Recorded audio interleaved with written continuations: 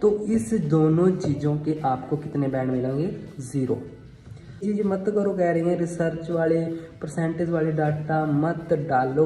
बहुत सारे कहते हैं पर्सनल एग्जांपल यूज़ नहीं करना, कर सकते हैं भैया, कर सकते हैं। मैंने so welcome to the video guys.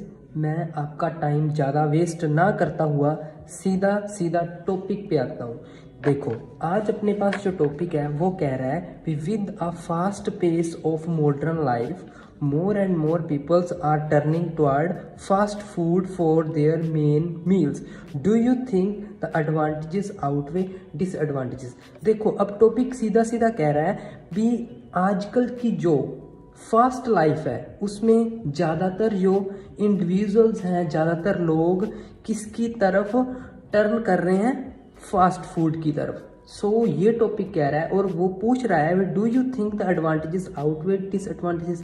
क्या आपको लगता है कि ये जो ट्रेंड अब चल गया है फास्ट फूड वाला, इसके ज़्यादा फायदे हैं और इसके नुकसान कम हैं? तो ये पूछ रहा है भी हाँ भी आपको लगता है भी इसके ज़्यादा फायदे हैं या कम है? सो ये अपने को टॉपिक कह रहा है। देखो, सबसे पहले जो स्टूडेंट्स गलतियाँ करते हैं वो क्या गलतियाँ करते हैं? ये रही गलतियाँ। और क्या है देखते हैं भी क्यों ये चीज़ क्यों गलत है। देखो, सबसे पहले तो ज़्यादातर स्टूडेंट्स ने इन द मॉडर्न एरा, है ना, दीज डेज, नाउ डेज, ऐसे शुरू करते हैं। जैसे इस यहाँ पे किया हुआ है, these days fast food is very favoured so their service are also developed. अब ये क्या है? ये पहली जो लाइन है यहाँ से लेकर यहाँ तक, ये है जनरल लाइन। अगर कोई मोबाइल फ़ोन पे होता तो आप टेक्नोलॉजी से रिलेटेड लिख देते हैं, तो इस पे क्या है? फास्ट फूड की थी, तो जो भी इसकी सर्विस वाली लाइन है लोगों ने या स्टूडेंट्स ने ये डाल देनी है, ठीक है। फिर उसके बाद जो दूसरी बात आती है उसकी पैराफ्रेजिंग की। अब इसकी पैराफ्रेजिंग कैसे की है? Specially we are living in a modern life with the fast development rate peoples are turning to the fast food for their meal. Okay, अच्छे तरीके से कर दी, नो इशू। अब उसने आंसर क्या दिया? I think it has more advantages which will be discussed in the upcoming paragraph with relevant example. अब यहाँ से लेकर यहाँ तक क्या है? ये वाली जो दो लाइनें हैं, एक तो ये जनरल लाइन है, एक ये जो नीचे वाली है ये है थेसिस स्टेटमेंट। ये वाली जो इंट्रो है जिसमें एक जनरल लाइन होती है ऊपर और नीचे थेसिस स्टेटमेंट होती है, ये इंट्रो नहीं चलेगी, ये गलत है। क्यों गलत है? क्योंकि ये जो जनरल लाइन है ये एक मेमोराइज्ड लाइन है। मेमोराइज्ड लाइन का मतलब ये है भी ये स्टूडेंट्स याद करते हैं। टेक्नोलॉजी वाली आ गई ऐसे लिखेंगे, फास्ट फूड पे आ गई ऐसे लिखेंगे, और ये थेसिस स्टेटमेंट है ये तो एज इट इज़ जाती ही जाती है, ये भी स्टूडेंट्स ने याद की होती है। सो ये मेमोराइज्ड लाइन क्यों गलत है अभी मैं आपको दिखाता हूँ। सारे सबूत हैं अपने पास। देखो, ये क्या है? एक बैंड डिस्क्रिप्टर है, किसके द्वारा बनाया? ये आईडीपी के और ब्रिटिश काउंसिल द्वारा, जो कि अपना एग्ज़ाम कंडक्ट करवाते हैं। अब इसमें क्या लिखा हुआ है नीचे? ये क्या है? Zero band. जीरो बैंड किसको मिलेगा? Write a totally memorize response. जो बच्चा मेमोराइज रिस्पॉन्स लिखता है ना, जो बच्चा ये जनरल लाइनें और थेसिस स्टेटमेंट लिखता है, ये मेमोराइज लाइन ही तो है, ये तो आपने याद ही तो की हुई है। जो भी ऐसे आता है उसमें यही तो अपन लिखते हैं, ये तो लिखते हैं। पैराफ्रेजिंग ही अकेली करते हैं, बाकी तो सेम ही लिखते हैं। तो इस दोनों चीज़ों के आपको कितने बैंड मिलेंगे? 0। सो ये बात डायरेक्ट है और बैंड डिस्क्रिप्टर कह रहा है आपके सामने कि ऐसा मत लिखो, इसके कोई बैंड नहीं मिलने वाले। सो इन चीज़ों को इग्नोर करो। इंटरव्यू में पहला इंप्रेशन ही आपका एग्जामिनर गलत कर देता है। आपका एग्जामिनर इंप्रेशन ही नहीं जाता तो कैसे आपको बैंड देगा? सो एक तो पहली बात तो किसी भी कनेक्टर से, वो बाद में बताऊंगा, पहली बात तो जनरल लाइन से शुरू नहीं करनी और थेसिस स्टेटमेंट नहीं लिखनी। क्यों नहीं लिखनी वो मैंने आपको बता दिया। तो सर ये नहीं लिखनी, ये भी नहीं लिखनी, तो लिखे क्या? अब आपका यही क्वेश्चन होगा भी अब लिखे तो लिखे क्या? ये दोनों चीज़ें तो रह गई, अकेली पैराफ्रेजिंग तो इंट्रो आने वाली नहीं है। आएगी, कैसे आएगी अब मैं आपको बताता हूँ, लिख के दिखाएंगे आप। अब एक बैंड डिस्क्रिप्टर से ही बात करते हैं भी वो क्या मांग रहा है। टास्क रिस्पॉन्स में उसने कह दिया भी 0 बैंड मिलेंगे अगर मेमोराइज लाइन लिख ली, ठीक है। मैं जाता हूँ सीधा 9 बैंड पे, ठीक है। 9 बैंड का टास्क रिस्पॉन्स क्या कह रहा है? Fully address all parts of the task. जो भी क्वेश्चन दिया हुआ है, जो भी टास्क दिया है, उसकी हर एक पार्ट को एड्रेस मतलब बताओ। और क्या करो, उसने कहा है present a fully developed answer to the questions, और जो क्वेश्चन पूछा है टास्क ने उसका वेल डेवलप्ड आंसर दो। अब आंसर क्या है और क्वेश्चन क्या है, यहाँ पे क्वेश्चन अपना क्या है, क्वेश्चन है do you think advantages outweigh disadvantages, इस चीज का वेल डेवलप्ड आंसर लिखना है, फिर 9 बैंड आएंगे। वेल डेवलप्ड आंसर क्या है, अब मैं आपको बताता हूँ। पहली बात तो मैंने कहा था सीधा पैराफ्रेजिंग से शुरू करनी है। एक बात ध्यान में रखो, पैराफ्रेजिंग का मतलब ये नहीं होता भी हर एक चीज़ की पैराफ्रेजिंग करो, अकेले वर्ड की। अभी मेरे पास एक चीज़ है, मैं आपको दिखाता हूँ। ये देखो, ये है आईडीपी ने बताया हुआ है भी क्या चीज़ें नहीं करनी डोंट में, क्या चीज़ें, ओवर यूज ऑफ सिनोनिम्स। ये थोड़ा सा मिसप्रिंट, आई थिंक आपको ये दिख रहा होगा भी।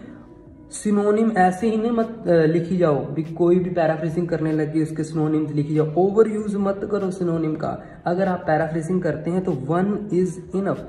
एक वर्ड की भी पैराफ्रेजिंग कर दी ना वो भी ठीक है, ये आपके सामने लिखा हुआ है यहाँ पे कि ओवर यूज मत करो यार, एक ही इनफ है। अब मैं आपको बताता हूँ कैसे इंट्रो लिखनी है और क्यों ये गलत है। मैं अपनी इंट्रो नॉर्मल वर्ड से स्टार्ट करूंगा। देखो, एक राइटिंग वही राइटिंग है जो इजी टू अंडरस्टैंड है, जिसको पढ़ के सीधा अगले को उसका आंसर मिले, जिसको पढ़ के उसको टॉपिक का पता चल जाए, जिसको पढ़ के उसको दोबारा ना पढ़ना पड़े भी क्या लिख दिया स्टूडेंट ने। इस बात, ये जो इंट्रो ना, इसमें आप देखो कुछ नहीं पता चल रहा कि क्या टॉपिक, क्या कुछ नहीं पता चलता इसमें, जनरल लाइन थेसिस में। अब मैं आपको बताता हूँ कैसे इंट्रो लिखनी। मैं अपनी जो इंट्रो है ज़्यादातर इट से ही स्टार्ट करता हूँ। और कैसे मैंने लिखा, it can be scene that, ये देखा जा सकता है डैट। जैसे यहाँ पे था मोर एंड मोर पीपल की जगह मैंने लिख दिया मोस्ट ऑफ द पीपल की जगह मैंने लिख दिया individual. Most of the individual, ज़्यादातर वो टर्न कर रहे हैं फास्ट फूड की तरफ, मैंने लिख दिया individuals give more preference to, ज़्यादा प्रेफरेंस डाल रहे हैं। क्योंकि मुझे है भी जो उसने लिखा है ना क्वेश्चन, उसका मतलब सेम रहना चाहिए। लाइन पढ़कर एग्जामिनर को डायरेक्ट समझ लगे क्वेश्चन क्या था। मैं सीधी पैराफ्रेजिंग कर रहा हूँ, जनरल लाइन नहीं डाल रहा। It can be seen that most of the individual give more preference to consume fast food in this modern era। सीधी और सिंपल बात, जो इस लाइन को जो भी बच्चा पढ़ेगा, जो भी स्टूडेंट या जो भी एग्जामिनर पढ़ेगा, उसको सीधा पता चलेगा कि ये लिख रहा है भी आजकल जो ज़्यादातर बंदे हैं फास्ट फूड कंज्यूम करना पसंद कर रहे हैं, प्रेफर कर रहे हैं। ओके, पैराफ्रेजिंग कर दी मैंने, पहले पार्ट को एड्रेस कर दिया जो कि 9 बैंड कह रहा था, अब हर पार्ट को एड्रेस करो। अब दूसरा किया है, do you think that advantages outweigh disadvantages, क्या आपको लगता है कि इसकी एडवांटेजेस ज़्यादा हैं। ठीक है, अगर आपको लगता है ज़्यादा है तो आपको इस क्वेश्चन का आंसर यहीं पे देना पड़ेगा। क्यों ज़्यादा है उसका आंसर भी देना पड़ेगा। क्यों, ऐसा क्यों है, क्योंकि फुली डेवलप्ड आंसर देना पड़ेगा। फुली डेवलप्ड का मतलब है आपको रीज़न भी देना पड़ेगा, उस चीज़ का रीज़न भी देना पड़ेगा।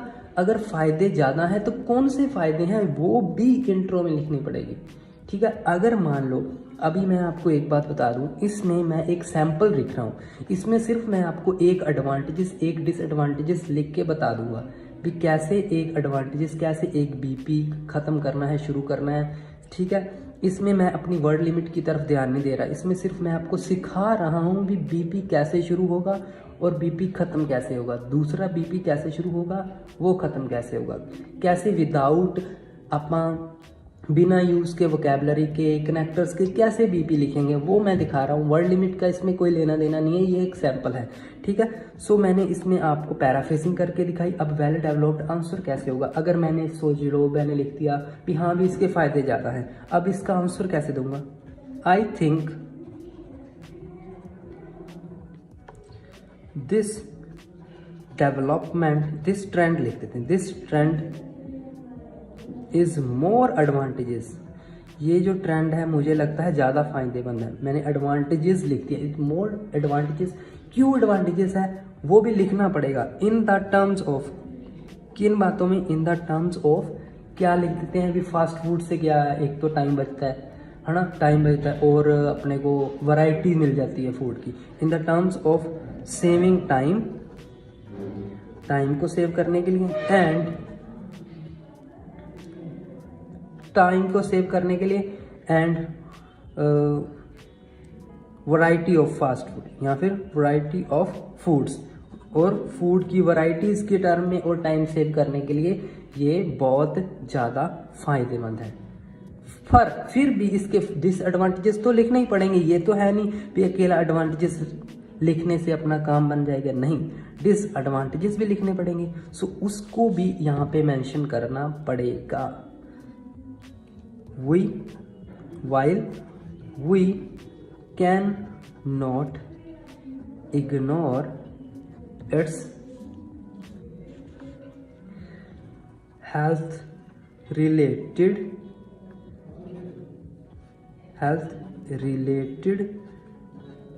disadvantages। आप हर हेल्थ रिलेटेड डिसएडवांटेजेस को इग्नोर नहीं कर सकते, उनको भी आप इसी टास्क में जस्टिफाई करेंगे। सो ये थी एक इंट्रो। कौन सी इंट्रो? जो 9 पैंड वाला ऐसे कह रहा है ऑल पार्ट्स को एड्रेस किया है, फुली डेवलप्ड क्वेश्चन का आंसर दिया है। फुली डेवलप्ड कैसे है? जो क्वेश्चन था उसका आंसर भी हो गया और उसका लिखा भी है रीजंस। रीजन में क्या है, मतलब कि क्या फायदे क्या है और नुकसान क्या है। तो आपको छोटे छोटे पार्ट्स में जो 2 फायदे मैंने लिख दिया, मैंने कहा था ज़्यादा फायदे हैं सो मुझे 2 फायदे लिखने पड़ेंगे, और मैंने कहा नुकसान 1 ही है क्योंकि मैंने पहले माना है इसके ज़्यादा फायदे हैं। सो नुकसान 1 लिखना पड़ेगा। तो हेल्थ के रिलेटेड जो नुकसान है वो मैंने यहाँ पे लिख दिया। तो इस तरीके से एक इंट्रो जाएगी जो 8 to 9 बैंड इंट्रो रहती है। और ये मैं नहीं कह रहा, ये आपके सामने बैंड डिस्क्रिप्टर कह रहा है, ठीक है। सो इस तरीके से आपको लिखनी है आपकी इंट्रो। अब क्या है, दूसरी बात आ जाती है, वे स्टूडेंट्स जब BP2 लिखते हैं तो क्या क्या गलती करते हैं, ठीक है। सबसे पहले तो वो सबसे बड़ी गलती ये है भी वो जो अपना BP है वो टू बिगिन विद जो एक कनेक्टर है उससे स्टार्ट करते हैं। देखो ऐसा नहीं चलेगा। इंट्रो जो अपनी मतलब BP जो है अपना, उसमें कभी भी अपना कोई भी BP ऐसे कनेक्टर से स्टार्ट मत करो। क्यों ना करो? कौन कह रहा है ऐसा? मैं बताता हूँ आपको। आई थिंक वो पेज रह गया, कोई बात नहीं, नो इशू। मैं आपको ये बता दूँ कि जब भी आप ऐसे कनेक्टर से स्टार्ट करने का क्या फ़ायदा क्या है। कनेक्टर का मतलब है भी एक लाइन को दूसरी लाइन से कनेक्ट करना है, ठीक है। अब यहाँ पे किसको कनेक्ट करना है? अभी तो BP स्टार्ट करना है ना। सो इसका कोई फ़ायदा नहीं। पहले मैं आपको बता देता हूँ नॉर्मल जो स्टूडेंट हैं वो कैसे लिखते हैं। वो लिखते हैं to begin with there are many advantages of fast food but the major one is it saves time. Okay, to explain it पहला कनेक्टर, दूसरा टू एक्सप्लेन इट दूसरा कनेक्टर, ठीक है। क्यों? मतलब वो टाइम कैसे सेव करता है? As the most of the readymade foods are already prepared होते हैं या फिर प्रिपेयर क्विकली हो जाते हैं। अपार्ट फ्रॉम इट दूसरा कनेक्ट। तीसरा, delivery service is also very quick and the problem of cooking at home can also be avoided. इसका मेरे से कोई लेना देना नहीं। जो चीज़ मैं मेन बता रहा हूँ कनेक्टर्स कैसे यूज़ करते हैं। फॉर एग्जाम्पल तीसरा कनेक्टर, उसके बाद ये जो एग्जाम्पल है सर्वे वाला, इसका भी मैं आपको बताता हूँ। ये 5, 1 2 3 4 5 कनेक्टर हो गए। 5 कनेक्टर एक ही BP में डाल दिए, बिल्कुल गलत है। क्यों गलत है? ये देखो, ब्रिटिश काउंसिल अभी कह रहा है don't over use the linking word. आप मत करें ओवर यूज लिंकिंग वर्ड्स का। क्यों? दिस कुड बिकम कंफ्यूजिंग और इरिटेटिंग फॉर द रीडर। ये रीडर के लिए कंफ्यूज और इरिटेट कर रहा है। Don't always use the linking word at the beginning of the sentence. अब ये रहा, मुझे लगा कहीं रह गया। Beginning of the sentence, sentence की बिगिनिंग में BP की बिगिनिंग में कभी भी लिंकिंग वर्ड यूज़ ना करें। ये दोनों चीज़ों के आपको आंसर मिल गए हैं। एक तो ओवर यूज़ नहीं करना और दूसरा लिंकिंग वर्ड से स्टार्ट नहीं करना। अब ये एक चीज़, और यही बात ये आपका जो कह रहा है ये बैंड डिस्क्रिप्टर भी कह रहा है।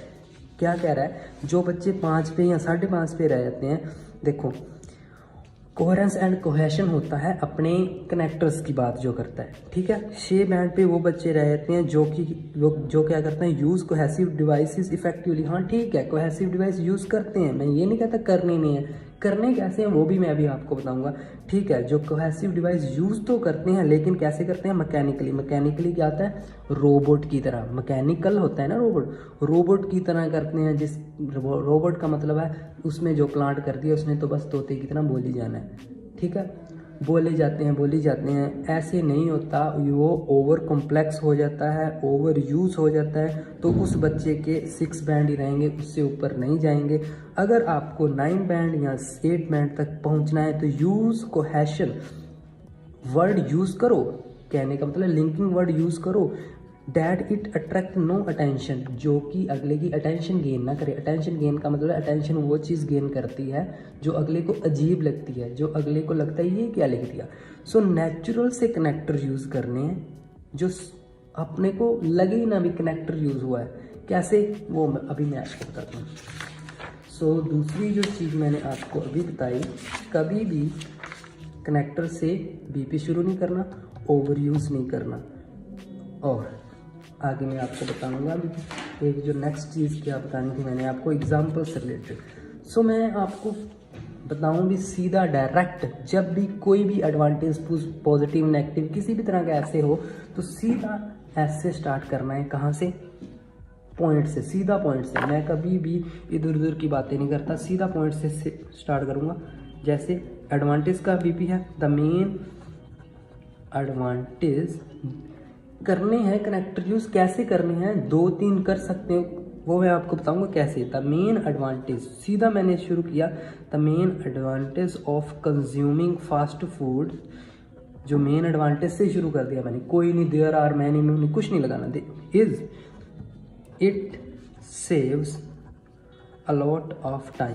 क्या है, ये बहुत सारा टाइम बचाती है। कैसे, अब यहाँ पे मैंने टू बिगिन विद नहीं लगाया और टू एक्सप्लेन विद या इन डिटेल कुछ नहीं लगाया, मैंने लिखा दिस मीन्स। इसका क्या मतलब है, इसका मतलब क्या है मैं बता रहा हूँ। This means as the major amount of, या फिर majority of fast food, majority of अच्छा है, मेजॉरिटी ऑफ फास्ट फूड जो है वो आर ऑलरेडी प्रिपेयर्ड। वो ज़्यादातर आप देखते हैं नूडल्स आते हैं, नूडल्स आधे तो प्रिपेयर होते हैं, बॉयल ही करने होते हैं, ठीक है। बर्गर वगैरह आधे तो प्रिपेयर होते ही हैं, पिज़्ज़ा वगैरह है ना ऑलरेडी प्रिपेयर्ड, ज़्यादातर तो प्रिपेयर्ड होते ही हैं। एंड डिलीवर टू क्विकली, और बहुत जल्दी डिलीवर भी हो जाते हैं। अब टाइम कैसे सेव कर रहा है, टाइम एक तो वो ऑलरेडी प्रिपेयर होती हैं, ऑलरेडी जो चीज़ प्रिपेयर है वो टाइम सेव करेगी, डिलीवरी फास्ट है टाइम सेव करेगी। अलोंग विद दैट, इसके अलावा और कैसे टाइम सेव कर रहा है, consumer can also avoid the problem of cooking, और अपनी कुकिंग की प्रॉब्लम भी सॉल्व आउट हो जाएगी। कुकिंग में कितना टाइम लगता है, सो ये भी टाइम सेव कर रही है। तो सीधा सीधा जो मेरी ये एक्सप्लेनेशन है वो सीधा मेरा पॉइंट था, टाइम कैसे सेव होता है उसको ही बता रही है, कोई इधर उधर की बात नहीं कर रही, और बड़े ही सिंपल वे में बता रही है। इसमें कोई भी मैंने ऐसी वो कैब यूज़ नहीं की जो आपको पता ही नहीं थी। इतने सिंपल वर्ड यूज़ करके, इफेक्टिवली यूज़ करके आप 7+ बैंड जा सकते हैं। सो टेंशन नहीं लेनी, नॉर्मल दिखना है चीज़ों को, ठीक है। अब मैं अपना पहला कनेक्टर लगा रहा हूँ फॉर एग्ज़ाम्पल। अब मैं आपको ये और बताऊँ, ये जो एग्ज़ाम्पल अपना लिखते हैं, ये सर्वे कंडक्टेड बाय दिस और परसेंटेज वाला, ये बिल्कुल गलत है, बिल्कुल गलत है। ये क्यों गलत है, आओ दिखाते हैं आपको। IDP का ही है जी, ये जो स्लिप है IDP वाली मैंने वहाँ से निकाली है। क्या नहीं यूज़ करना, डोंट प्रेजेंट ए रिसेंट सर्वे और स्टैटिस्टिक डाटा, जैसे कि परसेंटेज वाला एटलीस्ट 41%, ये चीज़ मत करो, कह रही हैं रिसर्च वाले परसेंटेज वाले डाटा मत डालो, प्रोड्यूस ए मेमोराइज्ड ऐसे मत डालो, ओवर जनरलाइज जो जनरल लाइन लिखते हैं वो मत करो, इररेलेवेंट इन्फॉर्मेशन तो पता ही है। सो आपके सामने दिया हुआ है बी डाटा रीसेट वाला, सर्च वाला मत डालो। सो एग्जाम्पल जितना ज़्यादा क्लियर और अच्छा होगा, नेचुरल होगा, उतना ही अच्छा होगा। कैसे, मैं आपको बताता हूँ कैसे। मैंने लिख दिया, अब टाइम सेव करना है, टाइम सेव से रिलेटेड ही एग्जाम्पल होना चाहिए। जैसे most of the employees of USA की, यार मेरी राइटिंग गंदी है लेकिन समझ लगेगी क्योंकि मैं बोल रहा हूँ साथ में। होता तो मैं भी लिख के शीट पे ले आता और आपको रीड करवा के चला जाता, नहीं, लेकिन मैं बता रहा हूँ भी कैसे लिखना है, वो चीज़ क्लियर होगी आपको। The most of the employees of USA prefer करते हैं, प्रेफर टू कंज्यूम, है ना, prefer to consume readymade food as breakfast के लिए वो ज़्यादातर क्या अपने यही फूड ही खाना पसंद करते हैं। क्यों? बिकॉज इट सेव्स, क्या करता है, देयर ऑफिस टाइम, उनकी ऑफिस टाइम को सेव करता है। सो ये इसका फ़ायदा हो गया, ये उसी की तरीके का एग्जाम्पल था। जैसे एग्जाम्पल का रिलेशन हो गया अपने आइडिया के साथ, क्योंकि ये भी जो मैंने पॉइंट लिखा था वो टाइम सेविंग का था, अब एग्जाम्पल भी टाइम सेविंग का आ गया। सो ऐसे लिखना है। सो उसके बाद जो अपना रिजल्ट होगा वो अपन लिख सकते हैं कि लिखने को जो टाइम सेव होगा वो और किसी एक्टिविटीज़ में लगा सकते हो, इसका रिजल्ट जो भी होगा, ठीक है, वो आप लिख सकते हो, ठीक है। 10 आप लिख सकते हैं, 10 fast food is helpful in the case of emergency के केस, मतलब जब अपने को जल्दी होती है, जब अपन कहीं पे जल्दी जाना होता है, उस केस में फास्ट फूड हेल्पफुल हो गया है। सो इस तरीके से अपना जो BP1 है उसको करना है। देखो ये मैंने एक आइडिया लिख दिया। अब दूसरा आइडिया था वैरायटी ऑफ फूड का, वो उसमें आप सेकेंडली लगाकर दूसरा आइडिया भी लिख सकते हो, वो मैंने थर्ड कनेक्टर यूज़ करूँगा। और उस आइडिया को ज़्यादा लंबा नहीं खींचना, छोटा सा लिख के ख़त्म कर देना है, क्योंकि आपा ने जो बनाना है वो 70-30 का रेशो बनाना है, क्योंकि आपा ऊपर एग्री हुए हैं इसकी एडवांटेजेस ज़्यादा है। सो एक तो लिख दी, एक आप लिख लेना, सेम उसी वे में जाना है। बस ध्यान रखना है ज़्यादा कनेक्टर, ज़्यादा वो कैब यूज़ नहीं करनी। एक BP ऐसे ख़त्म हो जाएगा। अब दूसरा BP क्या है, दूसरा BP और लिखते कैसे हैं स्टूडेंट और गलती क्या करते हैं वो भी देख लो। दूसरा BP अगर डिसएडवांटेज का है तो सबसे पहले तो यही लिखेंगे ऑन द अदर हैंड, ठीक है, जो कि बिल्कुल गलत है। कभी भी लिंकिंग वर्ड से स्टार्ट नहीं करना, आपने देख लिया। There are plethora of drawbacks but the predominant one is, ये एडवर्सली इफेक्ट करता है हेल्थ को। दूसरा कनेक्टर इन डिटेल, जो भी डिटेल दी है उसमें ऑयल होता है, उसमें फैट होती है, जो कि ब्लड प्रेशर के लिए और डाइजेस्टिव सिस्टम के लिए सही नहीं होते। सो फॉर इंस्टेंस लग गया, यहीं पे भी अपना ने डाटा डाला है जैसे कि ज़्यादातर स्टूडेंट डालते हैं, और ऐसे ही सारा BP जैसे फर्स्ट का जाता है वैसे लिखते हैं। सो इन चीज़ों को छोड़ दो, कोई फ़ायदा नहीं है करने का, कोई फ़ायदा नहीं है। वो कैब की बात करें, वो कैब की कितनी मायने रखती है वो आपको दिखाता हूँ। ये हो गया, ये भी हो गया आपके पास, ये भी चीज़ आपको बता दी। ये रही वो कैब कह रहे हैं भी, हाँ भी वो कैब यूज़ करो। चलो इसको छोड़ो, आपको जो मेन IDP क्या कह रही है वो कैब की वो बता देते हैं। IDP कह रही है लेक्सिकल रिसोर्सेज की बात होती है वोकैब की, कह रही है भी ठीक है wide range of vocab use करो, बट कौन सी, जो नेचुरल हो। यार नेचुरल चीज़ें यूज़ करो। आप ऐसे लिख देते हो ऐसे कि अगले को समझ ही नहीं आता, उसको भी डिक्शनरी खोलनी पड़ जाती है। अब मैं आपको एक एग्जांपल दूं। अब मैं मान लो अब हिंदी में बात कर रहा हूँ, आपको सबको समझ लग रही है। अगर मैं हिंदी में पूरी कॉम्प्लेक्स हिंदी में बात करूं, जैसे अपने कविता या जैसे वेद या वेदों वगैरह में लिखा होता है सब में भी, अगर उस टाइप में बात करूं तो किन बच्चों को समझ लगेगी? नहीं लगेगी। क्यों नहीं लगेगी?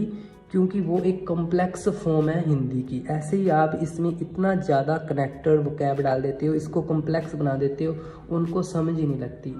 ठीक है, सो नॉर्मल रखना है, नेचुरल वोकैब यूज़ करनी है। अब क्या है, जैसे दूसरा बीपी आपने कर ही दिया है काम ऐसे करके, तो फिर तो वही बात 6 5.5 पे रहोगे, नहीं ऊपर जाओगे। कैसे लिखनी है, नॉर्मल चीज़ें, नॉर्मल बातें और नॉर्मल चीज़ों से स्टार्ट करना है सेकंड बीपी भी। कैसे, मैं सीधा स्टार्ट करूँगा भी, क्या सीधे और सीधा इसका क्या डिसएडवांटेज है। मैंने सीधा ही स्टार्ट कर दिया ओवर कंजप्शन से। Over consumption of such fast food, over consumption in fast food की क्या कर सकती है, हेल्थ से रिलेटेड सीरियस डिसीज या सीरियस प्रॉब्लम्स आ सकती हैं ना। Over consumption of such fast food में लीड कर सकती हैं towards serious health related problems, serious health related problems की तरफ आपको लेके जा सकती है। क्यों as the most of the readymade food, ज़्यादातर जो रेडीमेड फूड है उसमें क्या होता है, कंटेन जो high amount of oil and fat, high amount of oil and fat ingredients, जो ज़्यादातर इंग्रेडिएंट्स होते हैं ऑयल और फैट से बने होते हैं। सो इफ़, अब मैं यहाँ पे कंडीशनल सेंटेंस लगा रहा हूँ, ठीक है, यहाँ पे मैंने ये लगा दिया, if individual consume it on the daily basis. So अगर कोई भी इंसान इसको डेली बेस पे कंज्यूम करता है, सो अगर कोई भी इंसान इसको डेली बेस पे कंज्यूम करता है तो ये क्या हो सकती है, प्रॉब्लम्स आ सकती हैं। कैसी, high blood pressure. So it में अराइज, ये अराइज कर सकती हैं, इट में arise the problems like high blood pressure, obesity भी आ सकती हैं, एंड सो इस तरीके की प्रॉब्लम्स आ सकती हैं। अब क्या है, मैं आपको एक एग्जांपल यहाँ पे लिख के बताना चाहता हूँ, पर्सनल एग्जांपल। बहुत सारे कहते हैं पर्सनल एग्जांपल यूज़ नहीं करना, कर सकते हैं भैया, कर सकते हैं। मैंने बहुत से सैम्पल्स देखे हैं 7 to 8 बैंड के, 8.5 बैंड के, जहाँ पे पर्सनल एग्जांपल हैं। आपको अपनी बात समझानी है, जिस तरीके से मर्जी समझाओ। जैसे मैं अभी यूज़ करके दिखाता हूँ। For example, my brother gained, उसने गेंड कर लिया है, या my brother has gained 25 kg weight. क्यों,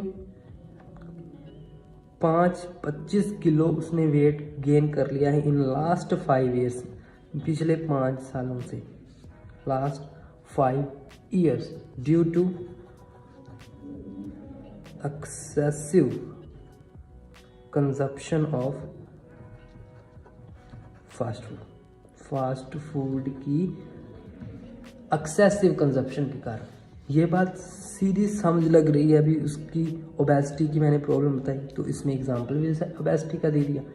सो लास्ट में उसका रिजल्ट आ जाएगा। Therefore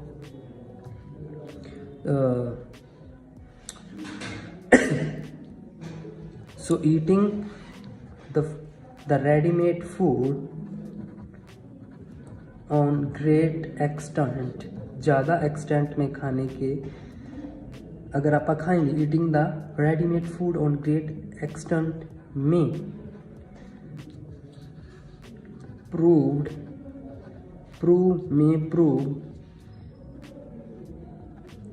catastrophic for the health के लिए बुरा साबित हो सकता है। So this is a real 7+ band task. ऐसे लिखना है यार, ऐसे लिखना है। मत यूज़ करो बहुत बड़ी वर्ड्स, बहुत बड़े सेंटेंसेस मत कॉम्प्लेक्स सेंटेंस में घुसो मत, कॉम्प्लेक्स वोकैबलरी में घुसो। अगर घुस गए ना तो ऐसे का सारा सत्यानाश हो जाएगी। सो मत करो ऐसी बातें। अब जो बात होती है अपने लास्ट में आ जाता है कंक्लूजन। कंक्लूजन में क्या है, बच्चे टू रेप्टिकुलेट ये वो लिख देते हैं, वो मत लिखा करो। नेचुरल सा वर्ड है, टू कंक्लूड लिखो। और नॉर्मल मैंने तो ऑल्दो में लगा कर लिख देता हूँ,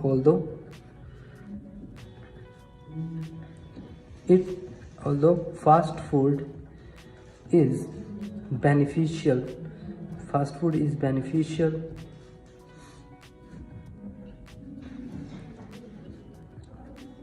in saving time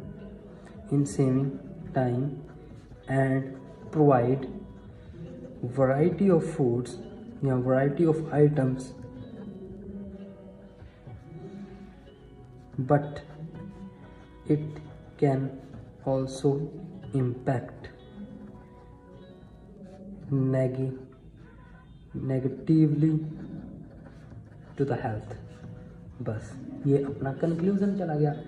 Although the fast food is beneficial in saving time and provide variety of items, but it can also impact negatively to the health।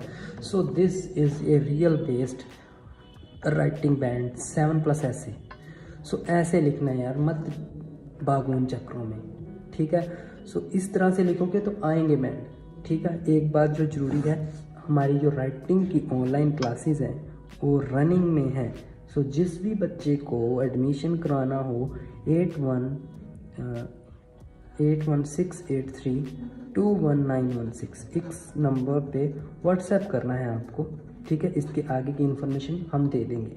इस राइटिंग को ज्वाइन करने का क्या फ़ायदा है क्लास को, एक तो सभी टास्क 1 और टास्क 2 जिस तरीके से मैं यहाँ पे लिखवा रहा हूँ ना, वहीं पे भी ऐसे ही लिखवा कर मैं करवाता हूँ। टास्क 1 हर एक टाइप कवर होगा, टास्क 2 हर एक टाइप कवर होगा और डेली बेस पे चेक होगा, ठीक है। तो इस नंबर पे कांटेक्ट करो, कांटेक्ट नहीं करना व्हाट्सएप करो, सिंपली आपको सारी इन्फॉर्मेशन मिल जाएगी। एनरोल कर लो,